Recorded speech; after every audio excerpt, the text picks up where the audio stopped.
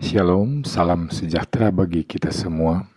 Saat ini saya akan membawakan renungan berdasarkan bahan MTPJ Sinode Gemim tanggal 7 sampai 13 Juli tahun 2024 dengan bacaan Alkitab terdapat di dalam Lukas pasal 18 ayat 18 sampai dengan ayat 27. Bunyinya sebagai berikut. Orang kaya sukar masuk kerajaan Allah. Ada seorang pemimpin bertanya kepada Yesus, katanya, "Guru yang baik, apa yang harus aku perbuat untuk memperoleh hidup yang kekal?" Jawab Yesus, "Mengapa kau katakan aku baik? Tak seorang pun yang baik selain daripada Allah saja. Engkau tentu mengetahui segala perintah Allah. Jangan berzina, jangan membunuh, jangan mencuri, jangan mengucapkan saksi dusta, hormatilah ayahmu dan ibumu."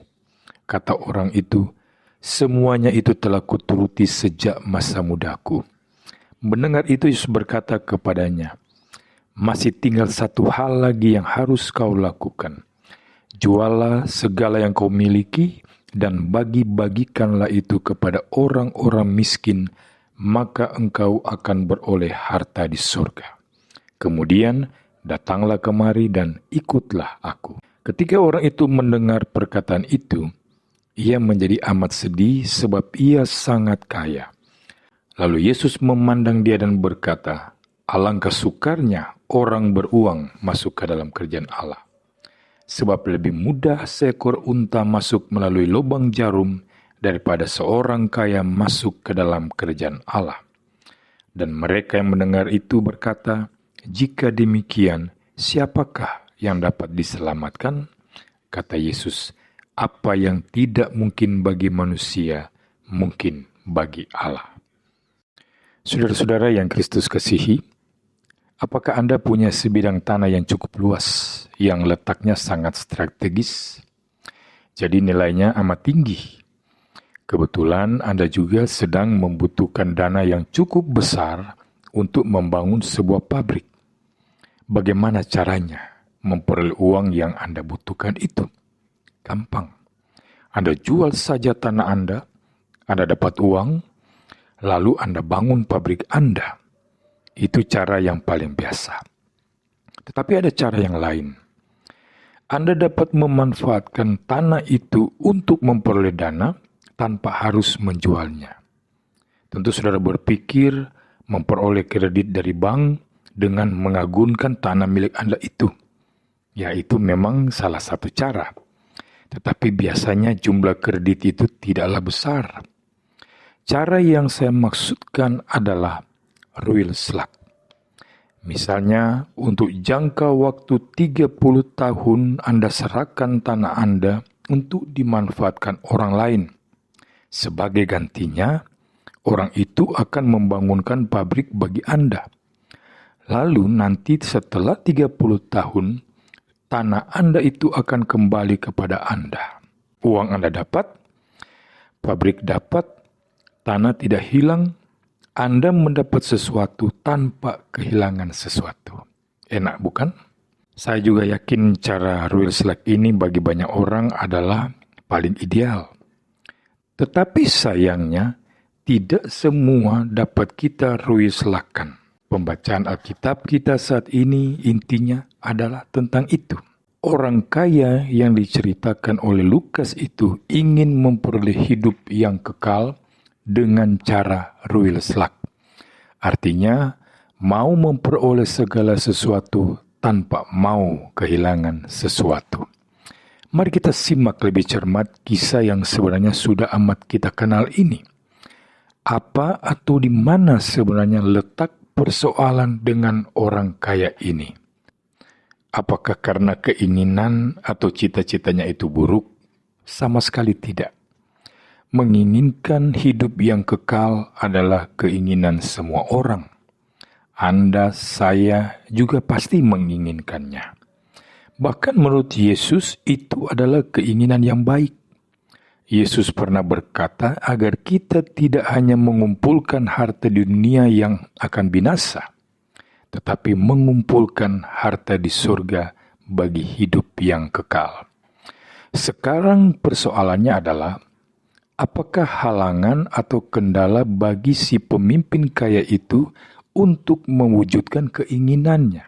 Apakah karena dia kaya? Kita mungkin menyangka begitu. Yesus pernah mengatakan, lebih mudah seekor unta masuk ke dalam lubang jarum daripada orang kaya masuk ke kerajaan surga.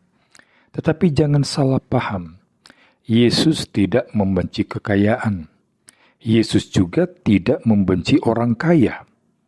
Ada pengikut Yesus yang kaya, Yusuf dari Arimatea misalnya. Atau orang yang menyediakan rumahnya untuk perjamuan malam yang terakhir sebelum Yesus disalibkan. Kekayaan itu tidak jahat pada dirinya.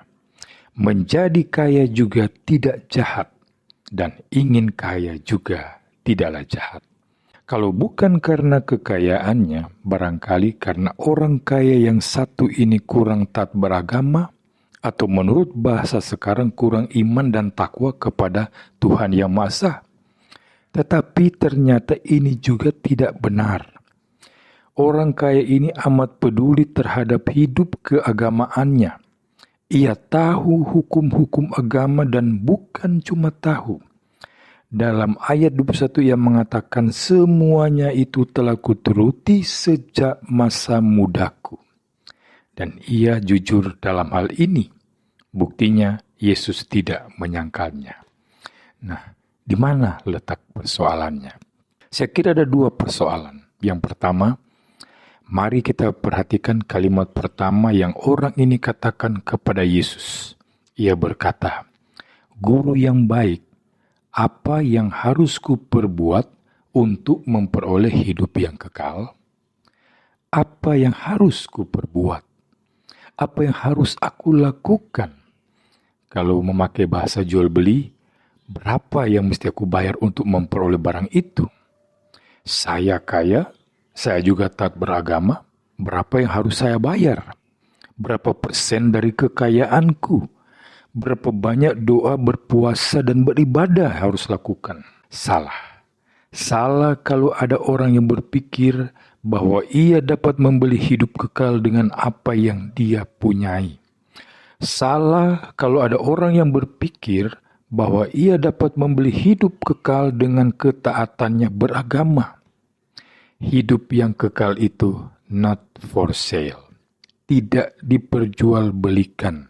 Atau mungkin lebih tepat, kalaupun bisa dibeli, harganya begitu tinggi sehingga tidak ada satu manusia pun yang dapat membayar harganya. Kata Paulus, orang dibenarkan, orang diselamatkan oleh karena anugerah. Orang menerima hidup yang kekal hanya melalui iman, bukan karena barang murahan sehingga dapat kita peroleh dengan gratis, tetapi justru karena amat mahalnya sehingga tidak terbayar.